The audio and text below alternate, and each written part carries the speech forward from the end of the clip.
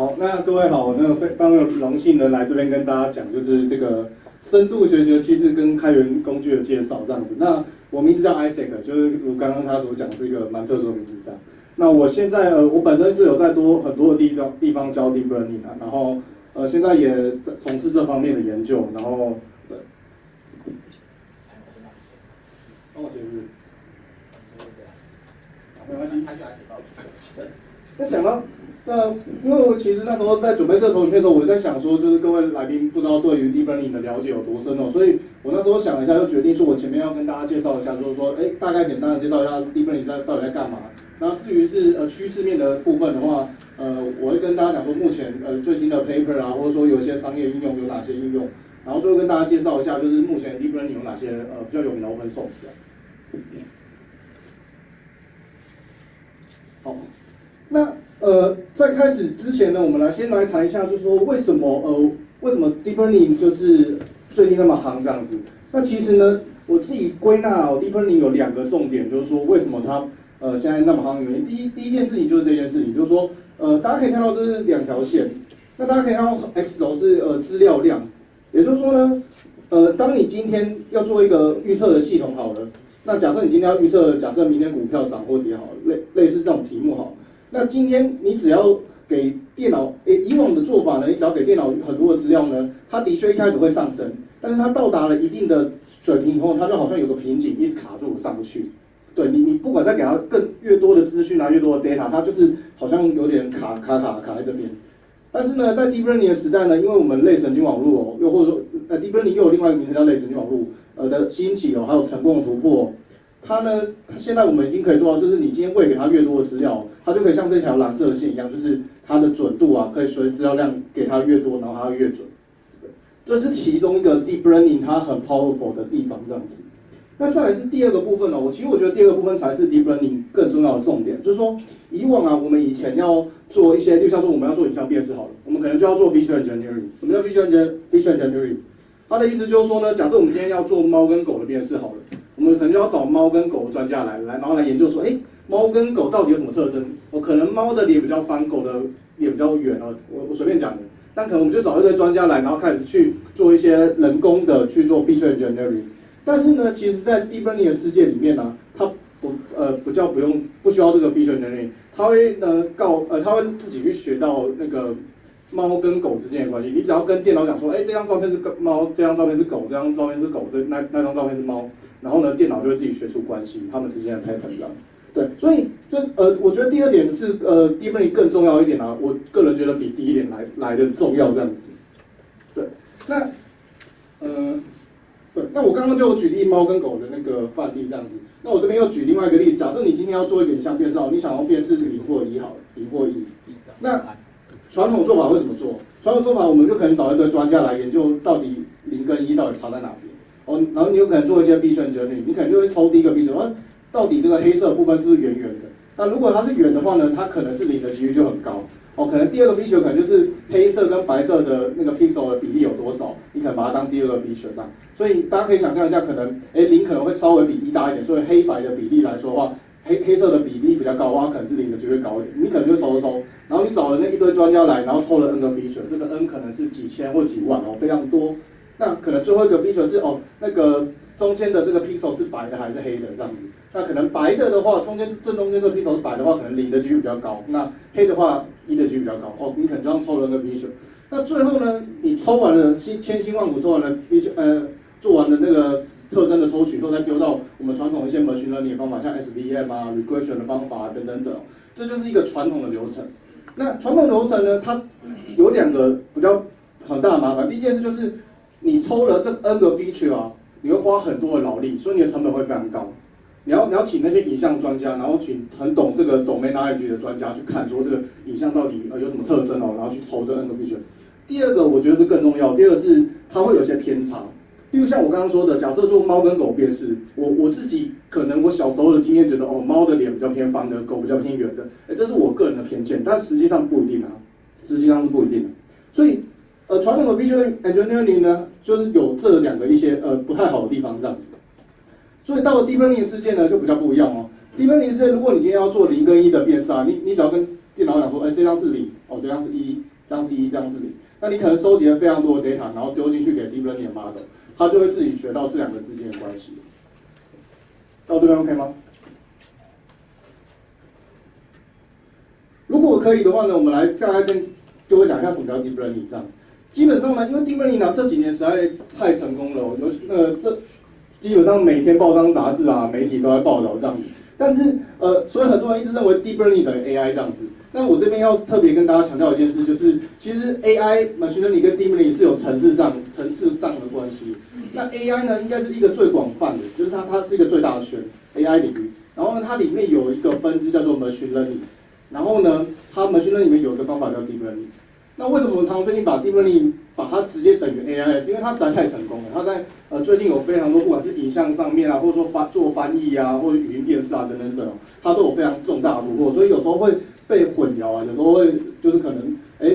报纸上可能写太快，或者那个媒体讲太快，让大家就以为 deep learning 就等于 AI， 其实不是哦 ，AI 是最广，然后再来 machine learning， 然后再 deep learning。哦，这非常重要，这非常重要，这是一个很重要的观念。那再来，其实 deep learning 它其实也不是，就 deep learning 因为它也有分哦，就是说分4个常见的学习方法，叫 supervised learning、unsupervised learning 跟 semi-supervised 跟 reinforced learning。那我分别会跟大家分别快速的介绍一下这4个差在哪边啊。所谓的 supervised learning 基本上就是说呢，如果我刚刚所说的，我们今天如果要做0跟1的辨识，我们可能就会收集一堆0跟1的照片，然后呢，我们就会跟电脑讲说这张是0或1。我们可能就这样，所以每个资料都有对应的答案，这种叫做 supervised learning。哦，有资料又有答案，然后我们收集很多，让电脑去学。哦，就是我们刚刚的最经典。那其实坦白说，现在商业化最成熟的都是 supervised learning， 就这4种里面，这4种里面其实最成熟是这个，所以比较多商业化的成功的case 都是 supervised learning 这样。好。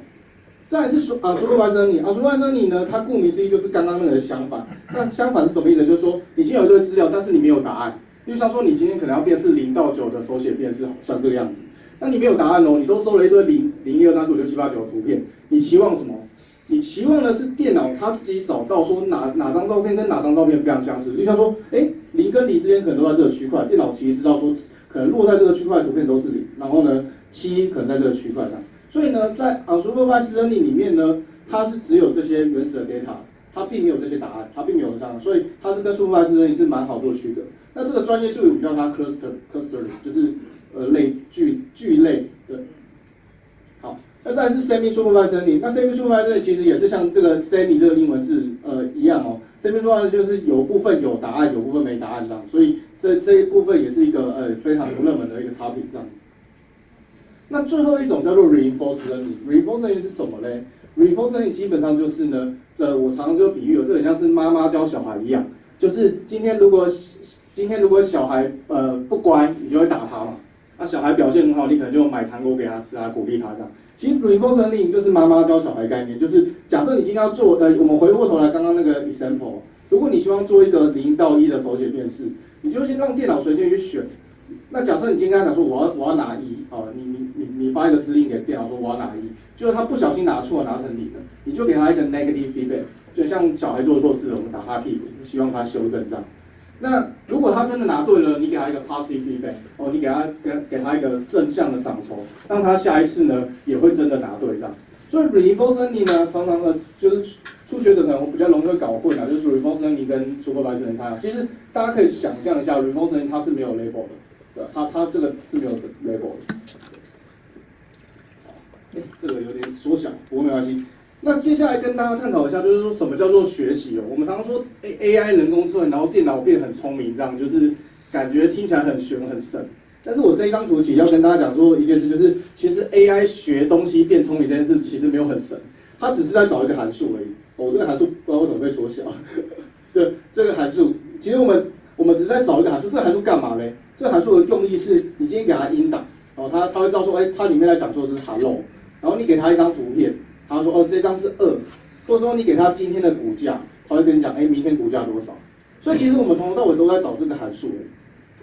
它不像我们好像我们媒体报章老是讲电脑好厉害要超越人类什么。其实现在很多的应用都比较像是在找这个方向，然后你给他一个 input， 然后他预测一个东西这样。对，现在比较多应用是这样。但是这个东西其实我这边还可以再补充一下哦，就是其实像前阵子有一个人他做做一个叫小兵的那个机器人，它就是你可以给它一张照片，这个其实蛮有趣，这是一个微软做的那个project，就是它现在是有公开在网络上啊，你跟大家回去可以 Google 一下小兵，然后你就可以把任何一张风景照片传上去，然后它就会背上你那个风景照片做一首那个很简短的诗，所以这时候你的input是什么？你的input就是一张图，然后 output 就是一首诗。或者是像有些时候啊，大家可能没有想过这 FOX 还可以干嘛，就是你可以 random 给他一个数字，他画一幅画，或 random 给他一串数字，然后他做一个小说或什么的，对。所以这个 FOX 它的功用非常多，除了我上述列的这3个以外，它有非常多的功用，非常多的功用。我这边再举一个非常简单的例子，就是说，到底什么叫学习哦？因为我这样讲，可能大家比较没有 feel， 所以就举一个真实的。稍微有数字一点的案例这样子，假设我们今天另一个线叫做 y 等于 x 加 b 好了。以前高中老师理论跟你讲说，就是假设啦，今天 y 等于 x 加 b，a 是 constant， 然后 b 是变数。那以前高中老师会跟你讲说 ，a 是那个斜率嘛，然后 b 是截距。所以这就好像是你在2维坐标平面上，你有无限多条平行线，无限多条平行线。这就很你就可以假想成是，今天你令 y 等于 x 加 b， 然后 b 可以变动，然后 a 是固定的话，它有无限多条平行线，然后你可以假想成这个东西 y 等于 x 加 b 这件事，它好像是无限多个函数，它有无限多个函数在这边上。那这时候呢，我们今天假设我们今天要搜了一堆图像，有0到9的图像，然后我们想要辨识说这个图呢数字是奇数还是偶数，我们可能搜了一堆，然后呢。假设我们奇数呢是红色的点点，然后蓝色呢是应该说奇数是红色的点点，然后偶数是蓝色的点点。那假设呢它们的分布长这样子好了，我们会期望说呢这一条线呢，我们把一个 data 喂给它的时候，这一条实心的红线哦，它能慢慢的自己找到这个虚的红线。那这其实就是电脑在 learning 的过程，也就是我刚刚一直不断强调，我们在找那个函数，因为我们原本是有无限多个函数嘛。然后我们再找这一条虚红线的函数。那如果你真的找到了，可以干嘛呢？就是你哪一天呢，你就可以把一张新的图片丢进去，然后呢，你看它是在这一条虚红线的上面还是下面，你就可以判断这个图片的数字是奇数还是偶数吧。所以它其实概念非常简单，它就是说我们常说 AI 好聪明，然后变聪明了，然后可能会超越人类。那其实它学习就在做这件事情。那当然，实际上我这边有特别强调，就是实际上这个资料不可能运气那么好，刚好一条线可以分开啦。实际上，当然我们很多 real world 的 problem 它是可能是高维度的，也不一定是2维的，然后甚至它可能是很恶心的曲线，你才能把红色啊跟跟另外一个颜色的球分开这样。所以实际上的 case 就更复杂。到这样看吗？好，所以我如果总结了一下，有点跑板。我总结一下，我们刚刚在做的一件事，就是我们第一件事就在做 define model， 我们定义了无限多个函数，然后呢，我们再把一堆资料喂进去，我们期望说这一堆函数里面呢，我们找到一个很厉害的函数叫 f 大于 4。这个很厉害的函数可以干嘛呢？就是如果我们今天真的找到这个很厉害的函数，我们呢就可以用这个很厉害的函数呢，把一张图片丢进去，然后它可以拿来做预测这样子。我不知道为什么可能是因为 make 的关系，所以这个括号变成这个往上的符号，这是 f of x 啊。这是 f of x1、f of x2 这样，都清楚哦。那通常我们就会说，刚刚左边的这个地方叫做 training， 右边这个地方叫做 testing， 也就是刚刚这一条实线在找虚线，这个我们就要 training 过程。那最后你真的找来，你要拿来应用，你搜了一堆 data， 然后你真实要把你的系统 deploy 上去，然后真的要拿来预测的就是 testing， 可以这样想。都用看吗？如果没有什么问题的话，我们来探讨一下哦，就是说为什么，就是我们刚刚有提到这个 f of x 这样，那其实，在 deep learning 里面啊，其实所谓的类神经网络这件事啊，就是在围绕这个 f of x 怎么建构这个无限多个函数这件事情。所以呢，我们接下来跟大家探讨一下什么叫做类神经网络这样子。那类神经网络其实它当初的概念其实就非常简单，就是有一群人来探讨说，其实我们人脑其实还算不错，聪明这样，所以人家就在想说，我们能不能把人脑的一些架构啊，然后它的那个结构，然后移植到电脑上这样。所以当初他们就在研究人脑这个神经元这样。那大家可以看到，神经元就是一颗很肥的这个东西，然后这很肥的东西里面存了一些资料，然后它有一个触角，这些触角会传送一些讯息到其他的很肥的地方这样。这全跑掉，好，不过没关系。简单来说呢，一颗 neuron 怎么算呢？一颗 neuron 其实怎么算这件事，它是有一个演化的脉络，但是因为我们今天时间有限，我就没有要跟大家讲。但是其实一颗 neuron 怎么算这件事啊？它基本上就是 x1 乘以 w1， 再加上 x2 乘以 w2， 再加上 xn 乘以 wn， 然后再加一个 b 这样，然后最后它会再把它丢到一个函数里面。所以如果你今天把它写成一个矩阵形状，就是 w 乘以 x 加 b 这样，然后乘以一个 rho 这样。对，那其实在这个过程中啊，其实这个结构当中，大家就会在想说这个结构能干嘛这样，然后它能模拟多少行为，然后它能组合出多少不同的函数。那大家其实可以先想象一下，像这种一颗 neuron 的情况下，它就有 n 个 input， 然后它的 output 就是一个嘛，它的 input 是 n 维的向量，然后 output 是1维的向量。那通常这个非线性的函数，我们常会取一个叫做 sigma。传统啦，老一点的方法就是用 sigmoid 函数。那当然现在还有很多像 ReLU 啊，就是我们一些其他函数。但是我其实今天没有要细讲出这些技术的 detail， 但我想跟各位讲的是，这边的函数我们通常会取的像开关一样。什么叫开关？就是这好像是 off， 然后这是 on。对，不管是以前研究类神经网络的人，或是现在常提出来的，他们都常常拿这种很像开关的东西，这就是 off， 这就是 on。所以到时候如果各位同学有兴趣的话，想要研究这个的话，你会发现这个他们 activation 方的部分常常就是有开关的概念。对，那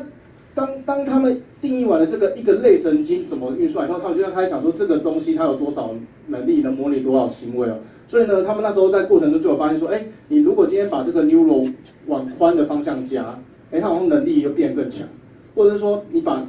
除了把它加宽，又把它加深，这时候呢，它的能力又更强这样子。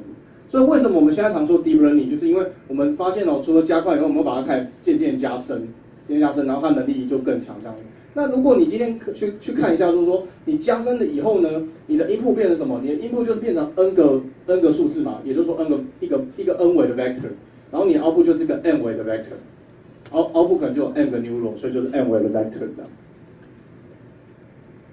所以如果你有这样的概念以后，你就知道说，其实 deep learning 它这个架构只在定义我们刚刚说的这个 f(x)， 这个 f(x)， 这个 f(x) 方方，只是我们刚这个玩具的范例是一条线嘛，那 deep learning 刚刚它定的那个 f(x) 就是一个很复杂，当然2维我们画不出来，所以它就会定那个 f(x)。好，所以定完了以后呢，其实最后呢，他们就会背上这个架构，想办法去优化上面的这些权重，这些每条边上面的参数啊，然后去优化这个类神经网络，让他们就是可以找到一个很厉害的函数方。对，那这个因为时间的关系，我就没有要再往下讲这样。那大概可以跟大家讲，就是它就是一个函数，一个有一个 n 维的 vector， 然后当 input， 然后它会产生一个 n 维的 output。所以如果有这样的概念以后啊，那我们再回过头来讲一个很简单的范例，就是假设你今天要辨识数字0到9好了，你当然就是希望说你把5丢进去它产生5，然后0丢进去产生0，9丢进去产生9。那这时候我们通常就是会收集一堆 data。那如果是以我刚刚说的，我们现在最常见的 supervised learning 话，我们收了1万笔的 data 以后，我们也会把它的答案标出来。那可能收完以后，我们可能就开始做分割，我们可能就会把一部分的 data 做 training， 然后一部分 data 做 testing。所谓的 training 就是我刚刚讲的我们喂一堆 data， 然后希望那个实红线，然后一直慢慢因为这些 training data， 然后变到虚红线，我们找到虚红线这样。那我们怎么样验证那个虚红线表现好不好嘞？我们就要用这个右边的 testing data， 就是它为什么要把它做分割这样。那当你有这样概念以后呢，简单来说就这边又跑那一种，好。那你收了一堆 training data 以后呢，通常就是你会再把这些 training data 拿出来，然后呢，你把它做一个叫 one-hot encoding 的东西就是把它当成是一个答案，把它当一个答案。例如像说今天影片5好了，那你可能就会做一个10个类别10维度的向量，然后第5个位置摆1，其他地方摆0。那为什么要这样做呢？我们回过头来看一下我们刚刚有说 deep learning 它架构长这样，它的 input 是一个 n 维的 vector，output 是一个 n 维的 vector。所以呢，如果呢，你想想看一件事假设我们今天一张影像，我们把它一个 pixel by pixel 把它当做一个 vector， 当做 input 丢进去，我们就会期望它呢产生一个n 维的 vector 嘛，这个 n 维的 vector 就是长这个样子，所以我们会期望说它变成一个 input 的 vector， 然后它呢期望它长成这个样子这个东西叫 one-hot encoding。如果今天这个跑板跑有点严重，所以可能有点难跟大家讲什么。对，简单来说就是它在第5，假设我们今天要辨识0到9好，那总共有10类嘛，那我们就会产生一个10维的向量，那我们就会在对应位置5的地方摆1，其他位置的地方摆0这样。对，我们期望呢，那个 f of x 可以哪一天呢、我们把5丢进去，然后把那个地方里的 alpha 会产生这个样子的一个向量这样。对，我这边跑给你弄。那简单来说就是我们刚刚有跟大家提过，就是第一件事就是我们 deep learning model 就是 f of x， 然后呢你把5丢进去，你会希望它产生一个向量，然后这个向量呢，它会跟另外一个向量，就是这个向量，就是你刚定的答案呢，越接近越好。所谓的越接近越好呢，其实就是我们常数学上可以去定义这样子。所以我之前在上课也常跟就是来上我课的同学讲哦，其实 deep learning 就在做几件事情，第一件事就是 build model。就像说你今天如果是要做影像辨识好，你可能就用 CNN model， 你要做语音分析你就用 RN model。哦，当然最传统还有一个 DNN model。所以不管你定什么 model， 你就要找这个 f of x。然后再来是第二件事就是 define loss。那 define loss 就是你希望呢这个 f of x 产生出来的预测出来的向量呢，跟你的答案的这个向量呢越接近越好。所谓的越接近越好，他们就会有一些数学式子去定义。最常见的有什么？有一些 mean square 啊，或者说 closed entropy 的方法。但是数学上就会想办法去定这件事，就是我预测出来的向量跟我的答案这个向量，怎么样叫接近这件事 ？OK 吗？好，那最后我们再做优化，对整体做优化，然后呢，这时候我们可能就找出一个很厉害的函数，叫做 f 星星 of x， 哦，就是很厉害的函数。然后你今天把一个影像丢进去，你会发现它产生一个向量出来，然后你会发现说，哎，某个地方它值特别大，你就会猜说它可能是5这样子。因为它可能在对应5的地方的位置的数字特别大，你就会猜它是5，这样 OK 吗？好，因为这边跑板跑太严重，不知道怎么出现这些乱码，好，不过没关系。好，那接下来就是我们这个题目有提到说，就是说有一些它的商业化趋势跟应用啊，我这边就跟大家讲说，现在 deep learning 有哪些应用。那这个是非常有名的一个比赛，叫 ILSVRC 的比赛。那简单来说，它是一个影像辨识的比赛，它就是收集了非常多的类别，非常多类别不同的照片。然后呢，这个照片呢，可能它就是隶属于每个照片都隶属于一个类别这样子。哦，所以最右边这可能是豹啊，然后右2可能就是摩托车嘛，然后右3就是船嘛，这样货船这样。那这个比赛要干嘛？就是说，他希望电脑能自己辨识出说这个照片是属于哪个类别。哦，所以这边是豹，然后这边是那个摩托车，然后这边是船这样。那这比赛非常有趣哦，它比赛的计分方式是这样，就是说它有分 Top 1 error 跟 Top 5 error。那什么是 Top 1跟 Top 5呢？ Top 1的意思是说我一定要你猜对你才得分，我一定要刚好第一个猜对，就是你说这只豹哦，那真的猜对你才得分。那 Top 5 error 的意思是说，只要你猜最像的5个，你只要5个里面有中1个，我就算你得分这样。所以这个比赛有分 Top 1跟 Top 5这样，要跟大家报告一下。那这个东西目前做到多好嘞？大家可以看到一下这张表，这张表其实在 Deep Learning 里面非常有名哦，就是说，从2012年就是 Deep Learning 啊，就是有人开始去用它来参加这个比赛。你看，从2011年，然后原本是错误率这是25.8，掉到2022年就到16.4，然后接下来几年就开始不断的又掉更多这样子。那2012年其实真的是一个 Deep Learning 一个很大转捩点。第一个当然就是有一个叫 Alice 的家伙，他提出这个 AliceNet， 然后来参加这个比赛，然后把大家电翻，然后大家就觉得这个东西好像蛮强的，然后全世界人就开始就一窝蜂的想研究这个东西，然后那时候他就把那个 Deep Learning 跌了8成，也就是说不知道大家还记不记得我刚刚说那个 Deep Learning 架构就是这个我前后那个方向深度，他们就跌了8成，然后那时候错误率到16.4。然后在那个时候啊，因为2022年开始 Deep Learning 就开始爆红，然后大家就觉得，这个方法好厉害，然后全部人都在研究。所以到了2014、2015，大家可以看到哦，随着层数越多，然后它的错误率就真的往下降，它的错误率就真的往下降。而且那时候思维就是这样，那时候思维就是，哎呀，你今天跌10成是不是？我明天跌15成，我就可以拿冠军。然后后天又有人，我跌了30成这样，你看到了2015年跌了152成，还比1011大楼还高这样。对，所以其实非常可怕。那时候就从8成、19、22、152这样。对，那然后大家可能有注意到说，我这边有一条虚红线是什么意思？其实这个虚红线就是人类的错误率，也就是说他们其实有发现说，如果人类自己去人下去看去辨识这个 work 哦，人类的错误率就是5%左右。所以其实从2014年到2051年，我们已经可以说是机器在这件事情在的图片分类上面已经做得比人类好。那这很有名的那个 Net 叫 ResNet， 可以给大家参考。对，那这些有几个列在上面的啊，都是当年的冠军啊。那2014年有列2个，那主要原因是因为 Google Net 是冠军，然后 BGG 是亚军这样子。对，那基本上这几个很有名的 Net 啊，就是基本上都非常成功，然后都有历史留名了。所以其实现在很多人在做影像辨识的问题的时候啊，他们都会就是先去网络上把人家劝好的这种几个有名的 model 拿下来，然后再做修改，修改完以后再拿去做自己的应用。不管是在业界或是学界，都常常这样做。就很多新的 paper 啊，或者新的应用，他们都是先拿这些很有名的 net， 然后人家劝好，然后再去做修改，这样。所以这几个都是算非常有名的一个非常有名的类神经网络。对，那再来呢，像类神经网络它其实也有类似这种东西啊，这个给你一张照片，然后它可以框出就是照片里面有什么人啊，然后有什么物体，全部把它框起来，然后它右上角可能就会告诉你有几趴这样，就是它有几趴的几率是他认为有几趴的几率是这个物体，可能有书啊，然后有这个是什么杯子啊什么的。对，那这个东西据我了解，这个东西目前最厉害的，好像有人已经在那个 Raspberry Pi 3上面实现，就是连我们常觉得感觉没什么了不起的简单的板子就能做到这件事，然后把 Deep Learning 移植上去。对，所以其实现在 Deep Learning 的进展真的非常快，非常快。那再来的话，这个叫 Image Capture。所谓 Image Capture， 它这个东西主要就是你给电脑一张照片，然后它会产生一段描述。比方说你给它中间这张狗的照片。那电脑就会自己产生这个 a dog is standing on a hard floor， 所以呢，这一句话其实是电脑自己产生的，然后你给它是这张照片这样。那其实这个是一篇 Google 的 paper。那当初他这个发表这篇 paper 的时候，其实还有一个很新的地方，就是说他发现电脑在产生 dog 这个字的时候啊，刚好电脑看到那个狗脸这个地方，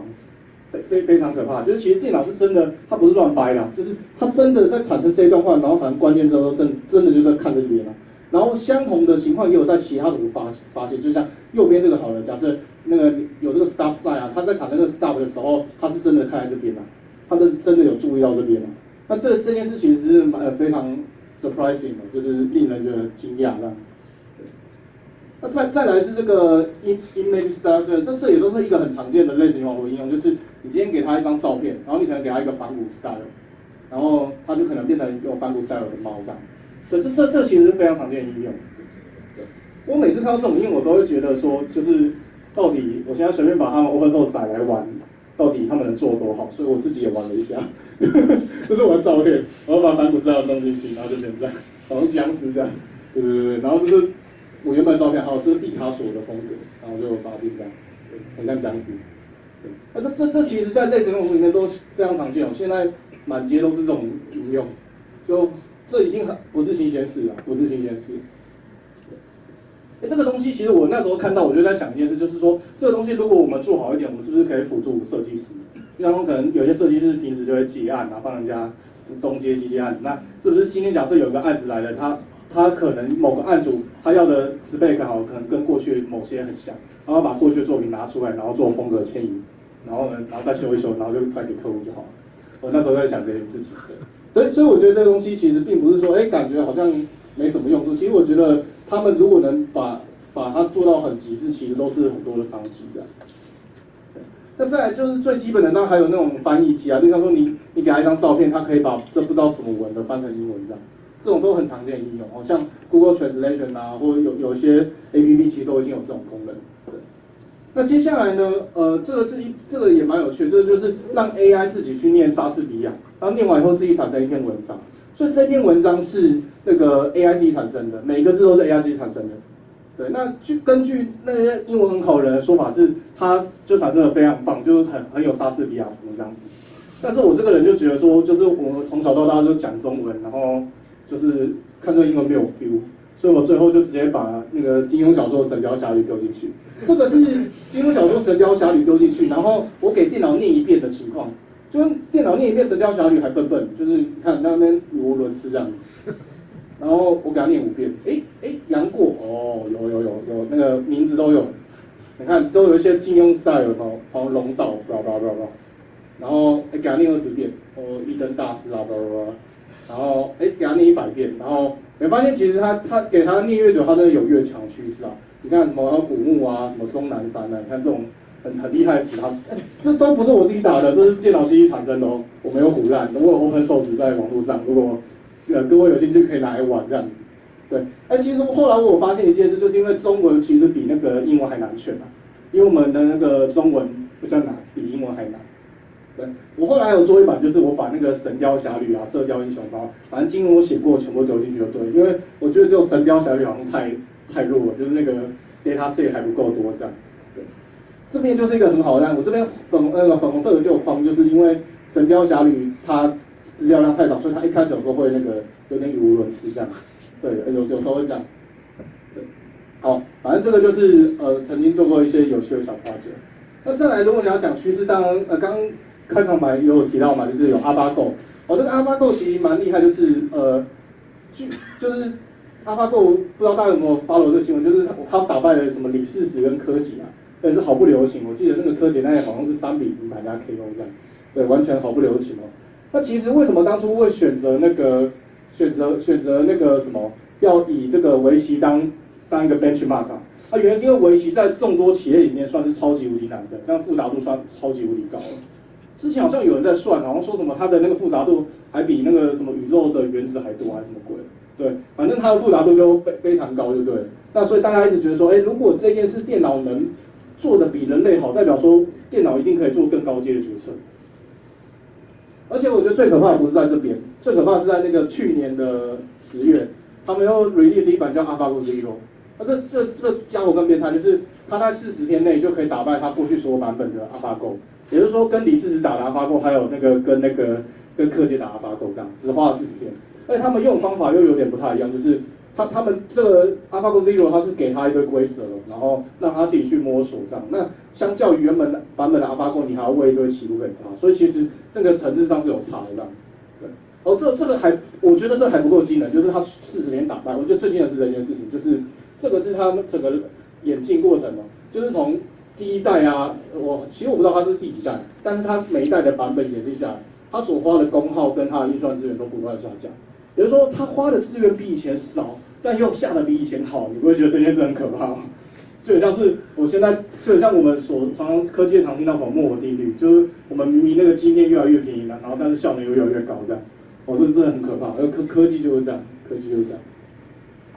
好，那接下来最后一部分，我来跟大家介绍一下，就是不同的 open source， 不同 open source。那不同 open source 其实大概有这些啊。那其实这边跟大家提一下，这个 Cieno 据我了解好像已经phase out了，所以就要画叉叉。那其他的还有非常多，就是不限于这上面这些，然后当然还有新的，像刚刚有人在那个我刚才讲之前就有讲 PyTorch， 有一个最近很 popular 的deep learning 套件叫 PyTorch， 那它也是其中之一。但是这个其实每一家科技剧场都有扶持点，像 Microsoft 就是 CNTK 啊，然后 Facebook 就是我刚刚说的 PyTorch 啊，然后咖啡好像也是他们资源，然后 TensorFlow 就是 Google 这样子，对，那有些就是公开的社群去 maintain 这样子。那我自己常常会有那个就是有来上过我课的学生就问我说，那你到底推哪一个 framework 这样子？那其实在我眼中，我觉得是没有一定的答案啦。就很像今天要做一个东西好了，你用 C 加写或 Java 写，其实你能达到你的目的，或者说你的场景，你的使用场景到底适合哪个语言才是重要的。就是说，我觉得这种东西就很像是你要问人家说你到底要学 C， 你要用 C 跟 C 加写什么东西，跟用 Java 写什么东西，这个道理是一样，就是有时候很难断定，你要看你的应用，还有看你本身的系统。假设你本身系统都是用在 C 跟 C 加，那可能卡费本身就是 C 跟 C 加的那个间接的界面比较好，然后单纯比较多，那它可能就适合你啊。那如果你是比较平时爱用 Python 的话，那当然 TensorFlow 因为它整个都是 Python 皮，它底层是 C 没有错，但是它的皮是那个 Python 间接的界面，那或许你整合到 TensorFlow 里面会更快，对。那我自己本身就是对 TensorFlow 比较了解啊，其他的我相对比较不了解。对。那 TensorFlow 我可以跟大家做介绍一下，它基本上就是一个，因为我比较了解它，所以其他的就看另外一位讲师会不会讲这样。TensorFlow 我比较了解，那它基本上就是 Google 的2015年11月 release 的一个开源的 Deep Learning 套件。那它在2017年的2月到达 1.0.0 版。那我为什么要特别强调 1.0.0 版呢？因为呢，其实在 1.0.0 版之前 ，TensorFlow 其实不太稳定，就是你今天写的 code，然后写一写很开心可以 run， 结果明天要改版，然后你就发现就有 error， 然后重改这样子。对，但是在 1.0.0 版以后 ，Google 有 promise 说它会让 API 越来越稳定，那大家就可以安心写 code， 不要每天要烦恼说改版以后跑不动这样。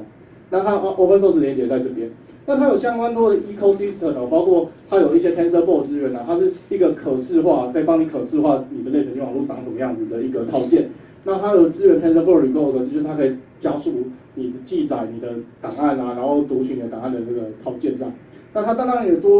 支援多 GPU， 还有分散式的版本。所谓的多资源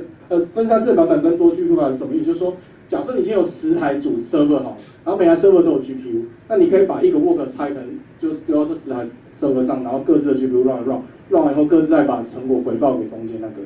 这样子你就可以加速你的权利这样。那这是整个这个 TensorFlow 目前的趋势啊，就是它从2015年出来以后就开始爆红。那这张表格其实 Y 轴的部分是 Stack Overflow 询问的速度，询问的 post 这样子。那这个东西如果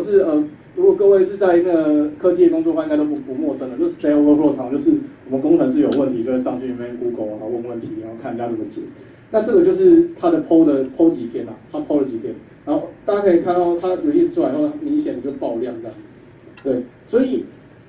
如果要乐观一点的说法，就是它真的很 popular。之前也有学生反驳我说，会不会是因为它 bug 特别多这样，所以问题特别多这样？对，所以这个怎么解读，其实见仁见智啊。我觉得我只能秀这一张就是数据给大家看嘛，搞不好真的是它bug 特别多或特别难使用的。对，好，那最后我来跟大家讲，最后就是一个小小的 summary 啊，就是今天因为时间有限，没办法讲太多。那其实我觉得这个刚刚这几可能30-40分钟的演讲，我想跟大家传达的几件事就是说呢，第一件事就是 Deep Learning 它强的地方在哪边呢？它强的地方在于它可以减少必须的 engineering。传统我们要请专家来做编程，很花成本啊，现在不用。然后第二个是呢 ，Deep Learning 它可以减少就是人为的 bias， 也就是我刚刚讲的猫跟狗的辨识。我们今天就会让电脑自己去选猫跟狗的关系，我们再也不用就是专家来，然后去看猫跟狗有什么差别，那可能会有一些偏差这样。那再来第二件事就是我希望大家知道说，AI 不等于 machine learning， 不等于 deep learning。我刚刚有提到它是有层次上差异。AI 是一个最 general 的名词，然后呢，它的一个分支是 machine learning， 然后它其中一个方法叫 deep learning。那最后呢，是 learning 这件事呢，它其实就是要找一个非常棒的function，这个function可以帮你做预测。你给它今天股价，给你明天股价，你给它今天股价，它可以预测明天股价，或者你给它一张照片，它可以预测这张照片是什么数字。那大概就是这样。以上是我的演讲，这样。对，谢谢大家。